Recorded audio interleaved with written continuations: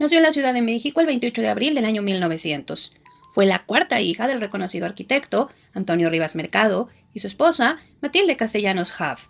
Desde muy pequeña, Antonieta estuvo bajo la influencia de su padre y esto la llevó a educarse en un rico ambiente cultural. Aprendió de música, danza y otras artes.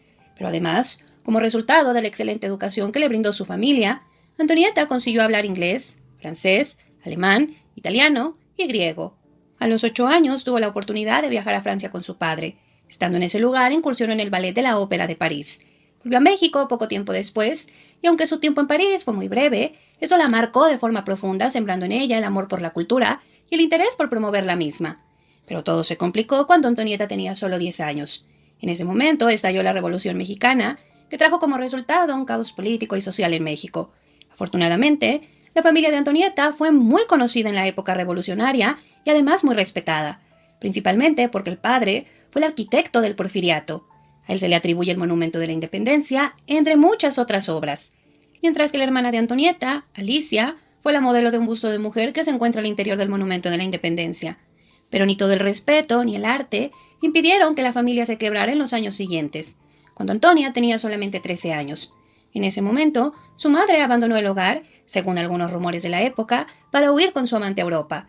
El padre de Antonia también pasó largas temporadas fuera de casa, principalmente en Francia.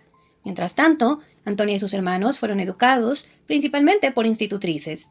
Pasaron los años y el 27 de julio de 1918, con solo 18 años, Antonieta se casó con el ingeniero inglés Albert Edward Blair, que era 10 años mayor que ella, y el 19 de septiembre del año siguiente nació el primer y único hijo de la pareja, llamado Donald Antonio. El matrimonio, sin embargo, experimentó problemas serios y la pareja tomó caminos separados. Antonieta intentó divorciarse, pero su esposo se negó y ella se encontró con tantos impedimentos que abandonó la idea momentáneamente. Prefirió pasar una temporada en Europa alrededor del año 1925. Luego de eso se iniciaron los trámites de divorcio, que resultó ser un proceso complicado y desgastante, en el cual Antonieta no pudo conservar la custodia de su hijo de forma permanente. Además, el 3 de enero de 1927 falleció el padre de Antonieta a los 73 años. Esta pérdida la impactó profundamente, pero además la dejó con una herencia importante, que para sorpresa de todos, Antonieta decidió utilizar en favor del arte. Formó el patronato de la Orquesta Sinfónica de México, el Teatro Ulises, la revista Ulises y la revista Contemporáneos. Impulsó en todas el nacionalismo. Además, se convirtió en mecenas de personajes muy importantes como María Teresa Montoya, Roberto Montenegro, Julio Castellanos, Salvador Novo, entre muchos otros.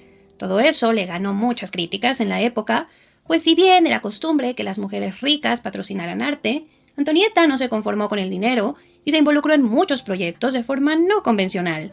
Escribía para las revistas que financiaba, editaba libros, participaba en la traducción de obras, en la puesta en escena, en la actuación, en la elaboración de vestuario, en las conferencias de prensa, daba clases de artes escénicas y escribía novelas. Todo eso ayudó de forma inconmensurable a que la cultura floreciera en México. Y también invitó a las mujeres a que se sumaran al movimiento de forma más activa. De hecho, algunos de los artículos escritos por Antonieta ha hecho que se le considere una defensora de los derechos de la mujer.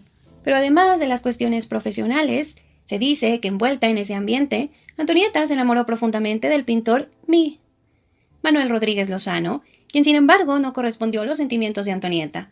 Pasó el tiempo y a ella se le vinculó sentimentalmente a José Vasconcelos Calderón. Era un político y escritor mexicano que se postuló a la presidencia en el año 1929. La relación no se formalizó del todo, pero fue bastante conocida y Antonieta participó activamente en la campaña presidencial de Vasconcelos, sobre todo escribiendo diferentes artículos que apoyaban las ideas de Vasconcelos. Antonieta también elaboró pósters y estrategias de campaña. Su nuera, Catherine Blair, diría más adelante que Antonieta estaba verdaderamente interesada en modernizar México, teniendo como principal objetivo conseguir que las mujeres tuvieran acceso al voto, lo que en esa época todavía no era posible. Y eso fue lo que la llevó a meterse de lleno en la campaña presidencial. Se cuenta que incluso la financió económicamente. Esto mermó sus finanzas y además, ante un fraude electoral ampliamente conocido, Vasconcelos se quedó sin la presidencia. Él continuaría con su carrera política, mientras que Antonieta, decepcionada, experimentó una crisis nerviosa como resultado de la excesiva carga de trabajo y la molestia que sintió contra la política mexicana. Se retiró poco a poco de la vida pública y pasó la mayor parte de su tiempo entre Nueva York y Europa, sobre todo en París. donde todavía se desenvolvería como periodista, editora y escritora, aunque con un perfil mucho más bajo. Todavía visitaba México, sobre todo porque la custodia de su hijo todavía seguía en disputa. De hecho, ella estaba cerca de perderla, por lo que tomó a su hijo y se lo llevó del país sin la autorización del padre. En medio de los conflictos, la salud de Antonieta se vio muy disminuida y su relación con Vasconcelos tambaleaba. Él se relacionaba con otras muchas mujeres, además también estaba la distancia y otros factores, incluido el económico. Y así, días antes de cumplir los 31 años, Antonieta se suicidó el 11 de febrero de 1931 dentro de la Catedral de Notre Dame. Se dio un tiro al corazón con una pistola que de hecho pertenecía a Vasconcelos.